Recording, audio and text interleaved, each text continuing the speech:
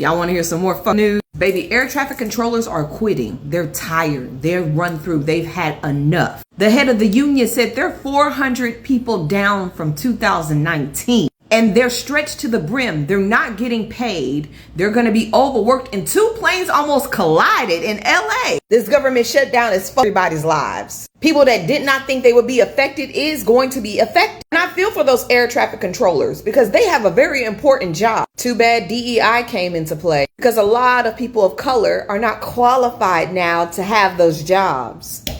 And someone mentioned this to me. It's not just the air traffic controllers and the TSAs that we have to worry about quitting. It's also the people working on those planes, doing the inspections, making sure the engines are running correctly. I forgot about them. And someone else mentioned something to me. The airlines themselves could pay these people if they wanted to. They could come together and pay those air traffic controllers. They could come together and pay those TSA agents. But I don't see Southwest, Delta, American Airlines, JetBlue, Spirit, Frontier, Alaska Airlines. I don't see none of them jumping in to make y'all lives easier so that y'all could travel with them.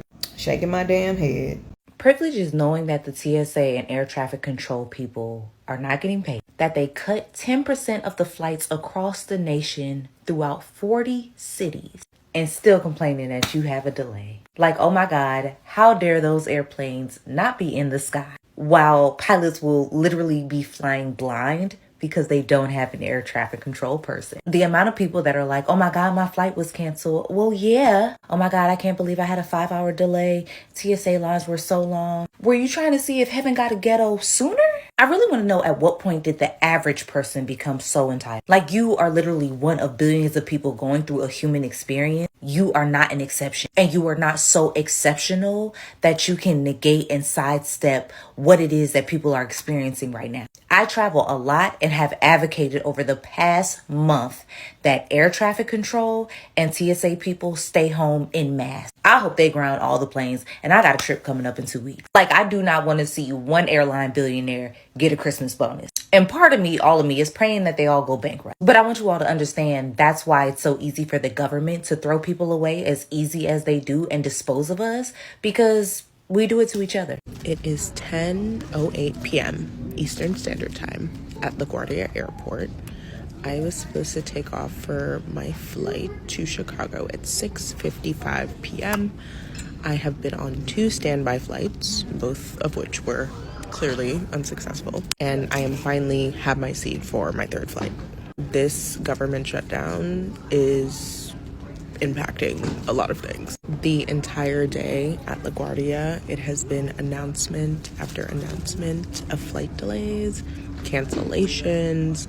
This plane is late from this location. It's been absolutely ridiculous. So, with holiday travel upcoming, Thanksgiving is in like 3 weeks.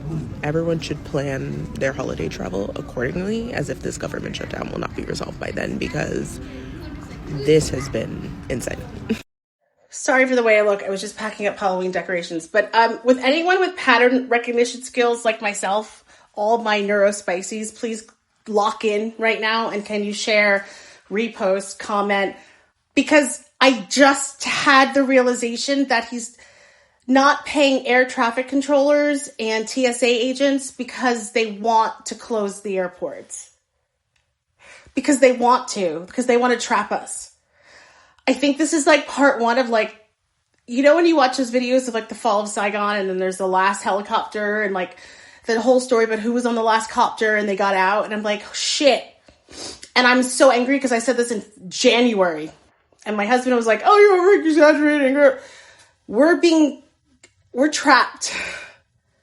They're gonna shut the borders. I'm really trying not to panic. Like, I really am. I don't want to be that person on TikTok, but like, it just hit me because it makes no sense. Like, because of the safety factor of like, why do you want people dying or like planes falling from the sky? Like, how is that going to help your PR?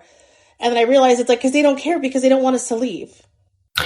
Guys, have you ever imagined boarding a plane, knowing the people guiding you safely through the skies aren't even getting paid? That is the current reality in America right now. The ongoing government shutdown has brought the country's aviation system to its knees.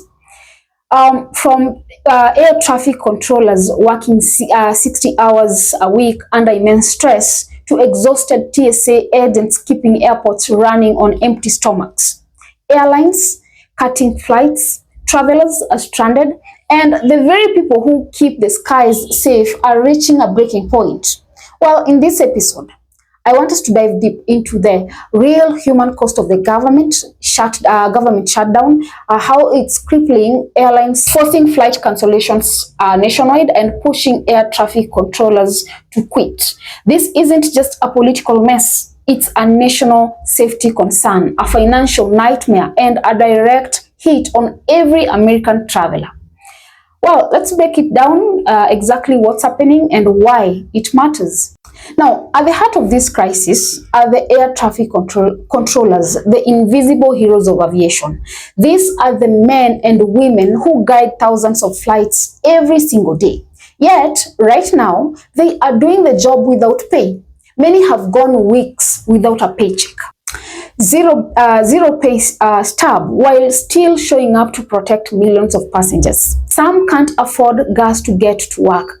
Others are debating whether to buy new tires or risk a blowout on the freeway just to make it to the tower. One controller even said his 17-year-old daughter offered money from her part-time job to help pay bills. Meanwhile, the FAA is ordering airlines to cut flights at major hubs. From Los Angeles to New York, slashing capacity by up to 10% to maintain safety. Flights are being cancelled, delays are stacking up, and frustration is boiling over. But this goes deeper than inconvenience. It's a warning sign of a system at its limit. Now, what we are witnessing today isn't just a shutdown. It's a slow motion breakdown of one of the world's wildest, most complex systems, America's airspace network. Imagine trying to run a factory without paying your engineers, technicians, or safety inspectors. Sooner or later, something gives. That is exactly what happens in aviation right now. Air traffic controllers are stressed, fatigued, and overworked. They are handling hundreds of flights daily while worrying about feeding their families. The nation was already thousands of controllers short before this shutdown. And now, with many calling out sick or quitting altogether, the system is dangerously thin, and this stress doesn't stay inside the controller. It spills into safety. Controllers report near misses, sleep nights, and mounting anxiety. One even mentioned that two planes almost collided in Los Angeles. A chilling reminder of how fragile the system is when its people are pushed past their limits. These aren't just numbers on a spreadsheet. They are human lives balancing professionalism against depression. The people who protect millions of travelers are having to borrow money from their kids or depend on spouses working extra shifts just to get by. And while the traveling public grows impatient at airports, angry about delays and cancellations, some voices are reminding us maybe the real frustration shouldn't be directed at the airline desk, but at the government policies that put essential workers in this possible situation. One opinion piece even called out the entitlement of travelers, suggesting that if Americans truly wanted change, they would, ground every plane in protest until these workers are paid what they deserve. Because think about it. How can we expect safety, precision, and focus from professionals who can't even afford dinner that night? Meanwhile, airlines are left scrambling. United alone is expected to cut nearly 200 flights a day under the FAA's emergency mandate. Airports like Atlanta, Chicago, Dallas, and Los Angeles are, scaling back operations by as much as 10%. And this doesn't just affect commercial flights. It ripples out to cargo planes, private jets, and even space launches. The domino effect is brutal.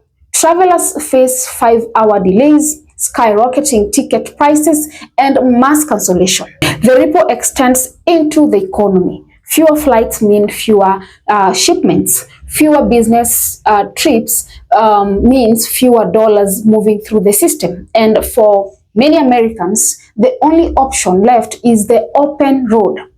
Hertz reports one-way car rentals are up to 20% compared to last year. That means millions are choosing to drive rather than risk being stranded at the airport. But what's even more alarming is the emotional weight this is putting on aviation workers. Conversations in control rooms aren't about football games or family vacations anymore. They are about survival, about who needs help, about who's holding on. This has turned into a lifeline, not a greeting. It's heartbreaking that the people keeping us safe in the sky have to lean on each other just to stay afloat on the ground. So, where does this even leave us? It leaves us with a sobering truth. The government shutdown isn't just a political standoff. It's a crisis that reaches into every airport, every household, and every flight path. The system is stretched. The workers are, suffering, and the passengers are paying the price. Until the shutdown ends, every flight that takes off is a quiet act of resilience. A statement to the professionalism of those who refuse to let safety slip, even when they are not getting paid. Now, if something doesn't change soon, the sky won't be the limit. It will be the breaking point. And, America needs to remember this. Before we complain about flight delays, we need to thank the people working behind those radar screens. Because without them, the planes don't fly. Yeah, guys, drop a comment below. Let me know what are your thoughts. Also, remember to subscribe, like, and share as well. And until next time, bye-bye.